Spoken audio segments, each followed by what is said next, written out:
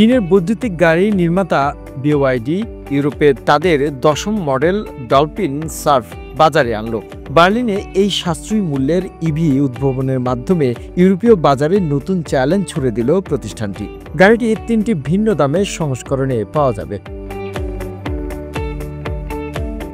22,990 euro থেকে শুরু করে সর্বোচ্চ 24,990 ইউরো পর্যন্ত, যা বাংলাদেশি মুদ্রায় প্রায় 30 লাখ টাকা পর্যন্ত।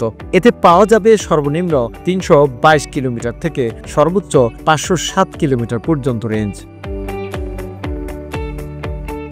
তবে জুন মাসের শেষ পর্যন্ত এই 3টি মডেল ডিসকাউন্টে বিক্রি হবে 19,990 থেকে 24,990 ইউরো মূল্যে।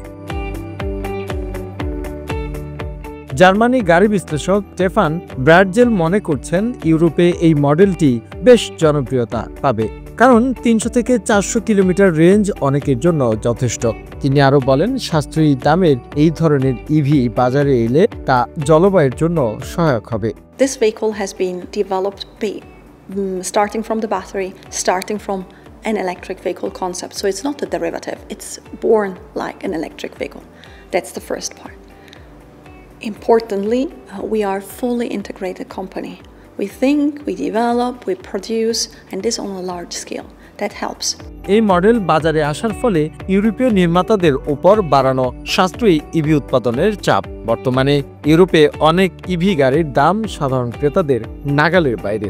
চীনা নির্মাতাদের এমন পদক্ষেপ ইউরোপীয় বাজারে প্রতিযোগিতা বাড়লেও একই সঙ্গে বৈশ্বিক ইভি প্রবৃদ্ধি এবং পরিবেশ বান্ধব প্রযুক্তির বিস্তার গুরুত্বপূর্ণ ভূমিকা রাখছে, এমনটাই মনে করছে বিশেষজ্ঞরা।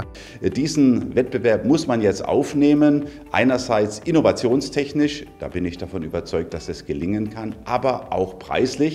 Daniels Bangladesh Desk Report. 20,000 euro is one big